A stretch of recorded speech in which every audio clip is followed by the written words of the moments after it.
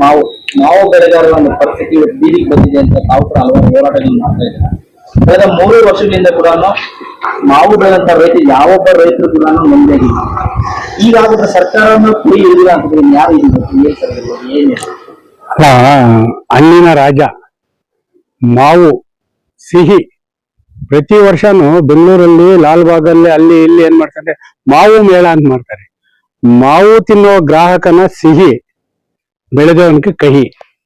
ಆದ್ರೆ ಸತತವಾಗಿ 5 ವರ್ಷಗಳಿಂದ ಪ್ರತಿ ವರ್ಷ ಮಾವು ಬರ್ತದೆ, ಬೆಂಬಲ ಬೆಲೆ ಕೇಳ್ತೀವಿ, ಬೆಲೆ ಕುಸಿತ ಆಗ್ತದೆ.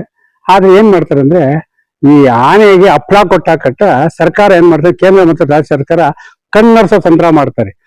ನಾವು ಮಾವು ಬೆಳೆಗಾರರ ಪರವಾಗಿದ್ದೀವಿ, ಮಾವು ಬೆಳೆಗಾರರ ರಕ್ಷಣೆ ಮಾಡ್ತೀವಿ ಅಂತ ಹೇಳ್ಬಿಟ್ಟು ಏನ್ ಹೇಳಿದ್ನಲ್ಲ, ಆನೆಗೆ ಹಪ್ಪಳ ಕೊಟ್ಟ ಎಲ್ಲ ಮಾವೆಲ್ಲ ಸಂಪೂರ್ಣವಾಗಿ ಕಿತ್ಕೊಂಡ್ಬಂದು ಬೀದಿಗೆ ಸುರಿದು ಆದ್ಮೇಲೆ ಈ ಬೆಂಗಳೂರ ಒಂದಿರ್ತದೆ, ಈ ಕಾಯಿಗೆ ಬೆಂಬಲ ಬೆಲೆ ಘೋಷಣೆ ಮಾಡ್ತಾರೆ.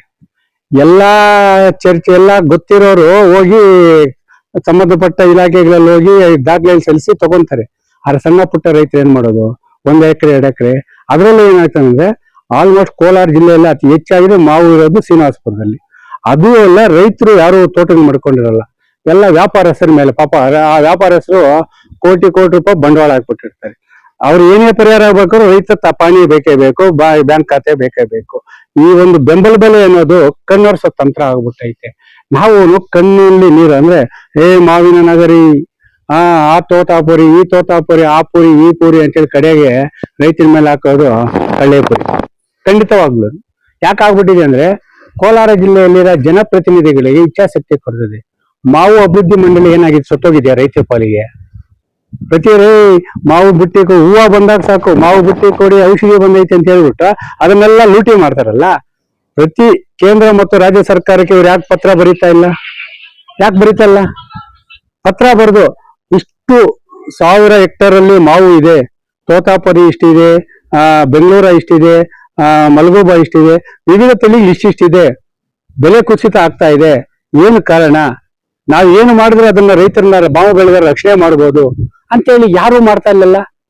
ಪ್ರತಿ ಬಜೆಟ್ ನಲ್ಲಿ ಕೆಲ್ಸಕ್ಕೆ ಬರೋದಕ್ಕೆಲ್ಲ 1000 ಕೋಟಿ ಇರ್ತಾರೆ, ಮಾವು ಸಂಸ್ಕರಣೆ ಘಟಕಗಳಿಲ್ಲ, ಕೃಷಿ ಆದ ಕೈಗಾರಿಕೆ ಇರ್ಲಿಲ್ಲ. ಎಲ್ಲಿ ರೈತ ಹೋಗ್ಬೇಕು, ಯಾರನ್ನ ಕೇಳ್ಬೇಕು?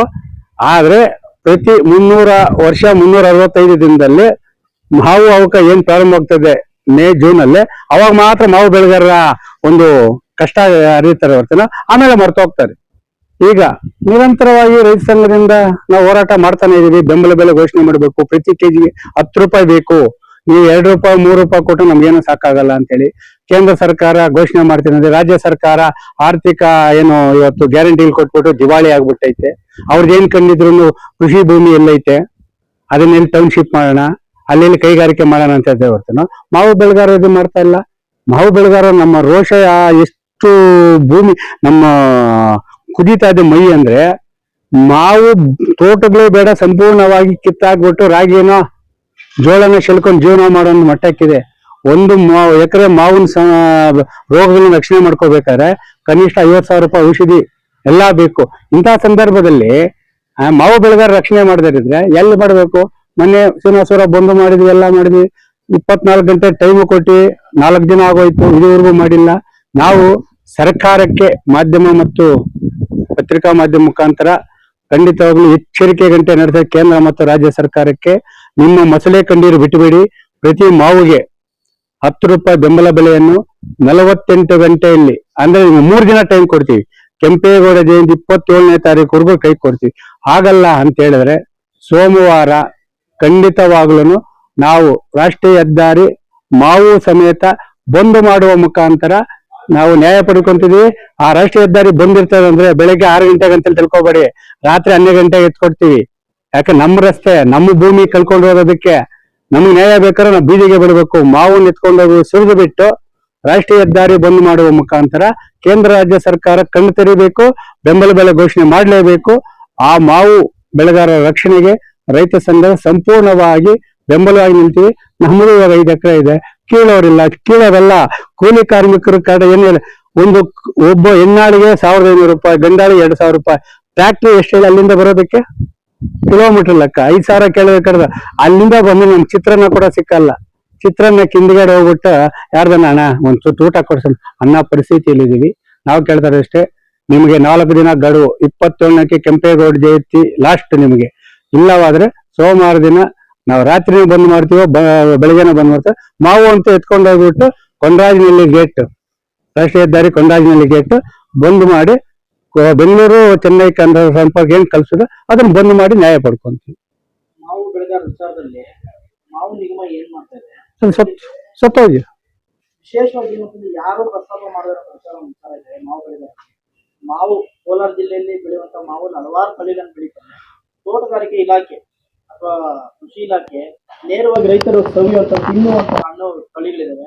ಅವುಗಳಿಗೆ ಪ್ರಾಮುಖ್ಯತೆ ಕೊಟ್ಟರೆ ತಿನ್ನೋದಕ್ಕಾಗುತ್ತೆ. ಈಗ ತೋತಾಪುರಿ ಇದೆ, ಲಕ್ಷಾಂತರ ಟನ್ ಹೆಚ್ಚಿಗೆ ಬೆಳೀತಾರೆ. ಇದು ವಿಶೇಷವಾಗಿ ತಿನ್ನೋದಕ್ಕಿಂತ ಕಂಪನಿ ಅಂದ್ರೆ ಜ್ಯೂಸ್ಗೆ ಹೆಚ್ಚು ಬೇಡಿಕೆ ಇರುವಂತ ಒಂದು ತಳಿ. ಆದ್ರೆ ಕಳೆದ 4 ವರ್ಷಗಳಿಂದ ಕೂಡ ಫ್ಯಾಕ್ಟ್ರಿಗಳಲ್ಲಿ ತಗೋತೀವಿ.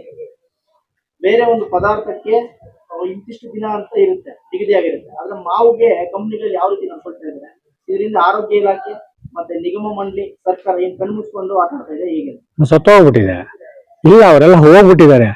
ಯಾಕಂದ್ರೆ ಆಂಧ್ರ ರಾಜ್ಯದಲ್ಲಿ ಮಾವು ಬೆಳೆಗಾರರಿಗೆ ವಿಶೇಷವಾದ ಪ್ಯಾಕೇಜ್ ಅನ್ನ ಘೋಷಣೆ ಮಾಡಿದ್ದಾರೆ. ಅಲ್ಲಿ ಅದು ಸಾಕಾಗಿಲ್ಲ ಅಂದ್ರೆ ಅಲ್ಲಿ ಬೆಂಬಲ ಬೆಲೆನೂ ಪಡಿತಾ ಇದಾರೆ. ಆ ಮಾವು ನಿತ್ಕೊಂಡ್ಬಂದು ಶ್ರೀನಿವಾಸಪುರ ಮಾರ್ಕೆಟ್ ಅಲ್ಲಿ ಮಾರಾಟ ಮಾಡ್ತಾ ಇದ್ದಾರೆ. ಆದ್ರೆ ನಮ್ಮ ರಾಜ್ಯದ ಮಾವು ಬೆಳೆಗಾರ ಮೇಲೆ ನಮ್ಮ ರಾಜ್ಯದ ಸರ್ಕಾರಕ್ಕೆ ಇಚ್ಛಾಶಕ್ತಿ ಇಲ್ಲ. ಇನ್ನು ಮಾವು ಇದೇನು ಮಾವು ಮಹಾಮಂಡಳಿ ಇದೆ ನೋಡು, ಅದು ಏನ್ ಬರ್ತದೆ ವರ್ಷಕ್ಕೆ ಎಷ್ಟು ಬರ್ತದೆ ಅದನ್ನ ತೋಟಗಾರಿಕೆನ ಇನ್ನು ಸಿಬ್ಬಂದಿ ಕೊಡ್ತೇವೆ ಅವ್ರಿಗೆ. ಪಾಪ ಹೋಗ್ತಾರೆ, ಒಳ್ಳೆ ಪ್ಯಾಕ್ ಮಾಡ್ರಿ ಕಾಯಿಗಳು, ಯಾಕಂದ್ರೆ ಅವ್ರ ಕುಟುಂಬ ತಿನ್ಬೇಕಲ್ವಾ. ಆದ್ರೆ ಆಹಾರ ಇಲಾಖೆ ಇರ್ಬೋದು, ಇದು ಈ ಮಾವಿನ ಕೃತಕವಾಗಿ ಮಾಗಿಸ್ತಾರೆ. ಅದನ್ನ ಎತ್ಕೊಂಡೋಗಿ ಮಾರ್ಕೆಟ್ ಹಾಕಕ್ಕಾಗಲ್ಲ. ಆದ್ರೆ ಇವತ್ತು ನೋಡಿ ಇದೆಲ್ಲ ಬಂದಿದೆ, ಎತ್ಕೊಂಡೋಗಿ ಹಾಕ್ಬೇಕು. ಎಷ್ಟು ಜ್ಯೂಸ್ ಫ್ಯಾಕ್ಟ್ರಿ ಅಂತ ಇರ್ತದೆ, ಎಷ್ಟಿದೆ ಕೋಲಾರಲ್ಲಿ? ಅಮ್ಮಮ್ಮಂದು 2 ಇದೆ. ಅದೆಲ್ಲ ಇದು ಶ್ರೀನಿವಾಸಪುರ 1-2 ಇದೆ, ಮಾಲೂರು 1-2 ಇದೆ. ಅಲ್ಲಿಂದ ಬರೋ ಒಳಗೆ ಆಂಧ್ರದೇ ತುಂಬ ಹೋಗ್ತದೆ. ಇಲ್ಲಿ ಯಾರು ಪಾಪ ಮಾಡೋದು? ಈಗ ಬಂಡವಾಳ ಹಾಕಿರೋ ವ್ಯಾಪಾರಸ್ಥನು ಬೀದಿಗೆ ಬೀಳ್ತಾ ಇದ್ದಾನೆ, ಅದನ್ನಿಂದ ರೈತನು ಬೀದಿಗೆ ಬೀಳ್ತಾ ಇದ್ದಾನೆ. ಇಲ್ಲಿ ಯಾರು ಲಾಭದಲ್ಲಿಲ್ಲ. ಇಲ್ಲಿ ಲಾಭದಲ್ಲಿರೋದು ಮಾವು ಮಹಾಮಂಡಳಿಯವರು, ಸಂಬಂಧಪಟ್ಟ ಅಧಿಕಾರಿಗಳಿದ್ದಾರೆ, ಅವ್ರು ಮಾತ್ರ ಚೆನ್ನಾಗಿದ್ದಾರೆ. ಹೊಸದಾಗಿ ರೈತರು ಇನ್ನ ಈಗಲೂ ಕೂಡ ಮಾವು ಬೆಳೆಯೋದಕ್ಕೆ ಹೊಸ ಸಭೆ ನಡ್ತಾನೆ ಇದೆ. ಅವ್ರಿಗೆಲ್ಲ ಅರಿವು ಮೂಡಿಸುವಂತ ಕೆಲಸ ತೋಟಗಾರಿಕೆ ಮಾಡ್ಬೇಕಾ ಮಾಡಬಾರ್ದು? ಕೃಷಿ ಮೇಲೆ ರೈತನಿಗಿರೋ ನಂಬಿಕೆ, ಒಬ್ಬ ಉದ್ಯಮಿ ಅವನ್ ಲಾಭ ಇಲ್ಲ ಉದ್ಯಮಿ ಮಾಡಲ್ಲ. ಆದ್ರೆ ರೈತ ಹಂಗಲ್ಲ. ಇವತ್ತು ಖಾಲಿ ಇದೆಯಾ 10 ಮಾವಿನ ಗಿಡ ಹಾಕೋ, ಫಸಲು ಬರ್ತದೆ, ತಿಂದ ಅನ್ನ ತಿನ್ಲಿ, ಇಲ್ಲ ನಮ್ಗೆ ಮಾರ್ಕೆಟ್ ಅಲ್ಲಿ ಉತ್ತಮ ಬೆಲೆ ಸಿಕ್ಕ ಕುಟುಂಬ ಆಗ್ತದೆ, ಇಲ್ಲ ಗಿಡ ಗಂಟೆ ಇದೇನು ಪ್ರಾಣಿ ಪಕ್ಷಿ ತಿನ್ಲಿ. ಇಡೀ ದೇಶದಲ್ಲಿ ಯಾವುದೇ ಒಂದು ಪ್ರತಿಫಲ ಇಲ್ಲದೆ ದುಡಿಯುವಂತ ವ್ಯಕ್ತಿ ಆದ ರೈತ. ಆ ಮಾವು ಬೆಳೆಗಾರ ಇರ್ಬೋದು, ಟೊಮಾಟೊ ಇರ್ಬೋದು, ಕ್ಯಾಪ್ಸಿಕಮ್ ಇರ್ಬೋದು, ಯಾರು ಇರ್ಬೋದು, ಕಷ್ಟಪಟ್ಟು ಬೆಳೆಯೋದು. ಇವತ್ತು ವ್ಯಾಪಾರ ಈ ಕಾಯಿ ನಿತ್ಕೊಂಡ್ಬಂದಿಲ್ಲ ವ್ಯಾಪಾರಸ್ಥರು ಹಾಕಿದ್ದಾರೆ. ಆದ್ರೆ ರೈತ ಅದನ್ನ ರಕ್ಷಣೆ ಮಾಡ್ಕೊಂಡು ಎಷ್ಟು ಕಷ್ಟ ಇದೆ ಹೇಳಿ. ಆ ಕಷ್ಟದ ಹಿಂದೆ ಎಷ್ಟು ಪರಿಶ್ರಮ ಇದೆ ಹೇಳಿ. ಆ ಪರಿಶ್ರಮ ಒಂದೇ ದಿನದಲ್ಲಿ ಹೋಗ್ಬಿಡ್ತಲ್ಲ. ಮಾವು ಬೆಳೆಗಾರ ಯಾವ ಲೆಕ್ಕ ಅಂದ್ರೆ ಎಲ್ಲ ಕಡ್ದು ಬಿಟ್ಟು ಸಂಪೂರ್ಣವಾಗಿ ರಾಗಿನ ಭತ್ತನ ಚೆಲ್ಕೊಳ್ಳೋಣ, ಇಲ್ಲ ಜೋಳ ಚೆಲ್ಕೊಳ್ಳೋಣ ಅನ್ನೋ ಮಟ್ಟಕ್ಕಿದ್ದಾರೆ. ಏನ್ ಮಾಡಕ್ಕಾಗ್ತದೆ ಹೇಳಿ? ಅಧಿಕಾರಿಗಳ ಹಸಿರಿಕೆಗೆ ಕೈ ಕೊಡದ ಕೆಲಸ ಕೊಡ್ತಾ ಇಲ್ಲ, ಸರ್ಕಾರ ಕಣ್ಣು ಬಿಡ್ತಾ ಇಲ್ಲ, ರೈತರಂದ್ರೆ ನಿರ್ಲಕ್ಷ್ಯ. ಅಂತ ಸಂದರ್ಭದಲ್ಲಿ ಮಾವು ಬೆಳೆದ್ರು ಒಂದೇ, ಟೊಮಾಟೊ ಬೆಳೆದ್ರೆ ಒಂದೇ, ಯಾವ ಬೆಳೆ ಬೆಳೆದ್ರೆ ಒಂದೇ. ಒಟ್ಟಾರೆಯಾಗಿ ರೈತರನ್ನ ಶೋಷಣೆ ಮಾಡುವಂತಹ ನೀತಿ ಬದಲಾಗಬೇಕು. ಇಡೀ ಕ್ಷೇತ್ರ IT-BT ಕಂಪನಿ ಕೊಡಲ್ಲ, ಕೃಷಿ ಕ್ಷೇತ್ರ ಕೊಡಷ್ಟು ಕೆಲಸ ಉದ್ಯೋಗ ಸೃಷ್ಟಿ ಯಾವ ಕ್ಷೇತ್ರನೂ ಮಾಡಲ್ಲ. ಇವತ್ತು ವ್ಯಾಪಾರಸ್ಥನ ಕೇಳಿ, ಆ ವ್ಯಾಪಾರಸ್ಥರು ತೋಟಕ್ಕೆ ಹೋಗ್ತಾರೆ, ಕೂಲಿ ಆಳ್ಬೇಕು, ಟ್ಯಾಕ್ಟ್ರಿ ಒಂದು ಬದುಕ್ತಾನೆ, ಪೆಟ್ರೋಲ್ ಬಂಕ್ ಒಂದು ಬದುಕ್ತಾನೆ, ಪ್ಯಾಕಿಂಗ್ ಮಾಡೋ ಬಾಕ್ಸ್ ಒಂದು ಬದುಕ್ತಾನೆ, ಎಲ್ಲ ಬದುಕ್ತಾರೆ. ಕಡೆಯಲ್ಲಿ ಯಾರು ಬದುಕಲ್ಲ? ರೈತ ಮತ್ತು ವ್ಯಾಪಾರಸ್ಥರು ಇಬ್ಬರು ಬದುಕಲ್ಲ. ರೇಟ್ ಇಲ್ಲ, ಎಲ್ರು ಬದುಕ್ತಾ ಇದೆ. ನಾವು ಕೂಡ ಮಾವು ಬೆಳೆಯುವಂತ ರೈತಗಾರರಾಗಿ 1 ಎಕರೆ ಕೃಷಿ ಭೂಮಿಯಲ್ಲಿ ಮಾವು ಬೆಳಿಬೇಕಾದ್ರೆ ಒಂದು ವರ್ಷಕ್ಕೆ ಸರಿಸುಮಾರು 50,000 ಖರ್ಚು ಬರುತ್ತೆ ಅಂತ ಹೇಳಿದ್ರೆ, ಇವತ್ತು ಮಾವು ಬೆಳೆ ಫಸಲು ಕೂಡ ಕಡಿಮೆ ಇದೆ, ಜೊತೆಗೆ ಬೆಲೆ ಬಿಲ್ಕುಲ್ ಇಲ್ಲ. ಈ 1 ಎಕರೆ ಬೆಳೆದಿರುವಂತಹ ಒಂದು ಟನ್ನಿಗೆ ಸರ್ಕಾರ ಎಷ್ಟು ಬೆಂಬಲ ಘೋಷಣೆ ಮಾಡಿದ್ರೆ ರೈತ ಉಳಿಬಹುದು? ಅಲ್ಲ, ನನ್ನ ಪ್ರಕಾರ ಕನಿಷ್ಠ ಒಂದು 10,000 ರೂಪಾಯಿ ಅಂದ್ರೆ ಒಂದು ಕೆಜಿಗೆ 10 ರೂಪಾಯಿ ಮಾಡ್ಲೇಬೇಕು. 10 ರೂಪಾಯಿ ಮಾಡಿದ್ರೆ ಅವ್ನ ಖರ್ಚು ವೆಚ್ಚು ತರಿಸುತ್ತದೆ ಹೊರತುನು ನೆಕ್ಸ್ಟ್ ಮಾವು ಫಸಲು ಮೇಲೆ, ಮಾವು ಗಿಡಗಳ ಮೇಲೆ ನಮ್ಗೆ ಒಂದು ಇಂಟ್ರೆಸ್ಟ್ ಬರ್ತದೆ. ಏನೋ ಒಂದು ಮಾಡ್ಬೇಕಪ್ಪ ಅಂತ ಭರವಸೆ ಬರ್ತದೆ. ಅದ್ ಬರಿಲ್ಲ ಅಂದ್ರೆ ಅವ್ರೇನು 2 ರೂಪಾಯಿ 3 ರೂಪಾಯಿ ಯಾವಾಗ ಹೇಳಿದ್ನಲ್ಲ, ಆನೆಗೆ ಹಪ್ಪಳ ಕೊಟ್ಟಾಕ, ಆನೆಗೆ ಎಷ್ಟು ಹಪ್ಪಳ ಕೊಟ್ರೆ ಅದು ಹೊಟ್ಟೆ ತುಂಬೋದು? ರೈತನಿಗೆ 1 ರೂಪಾಯಿ ಕೊಟ್ಟು ಎಷ್ಟು ತುಂಬೋದು? ಆದ್ರೆ ಯಾವ್ದೋ ಇಲ್ಲದಕ್ಕೆಲ್ಲ ಕೊಡ್ತಾರೆ. ರೈತರು ಕೊಡ್ಬೇಕಂದ್ರೆ ನಮ್ಮ ಒಕ್ಕನ ಒತ್ತಾಯ. ಅಧಿಕಾರಿಗಳು ಮತ್ತೆ ಸರ್ಕಾರ ಎಚ್ಚೆತ್ತುಕೊಳ್ಳದಿದ್ರೆ ನಿಮ್ಮ ಮುಂದಿನ ನಿರ್ಣಯ?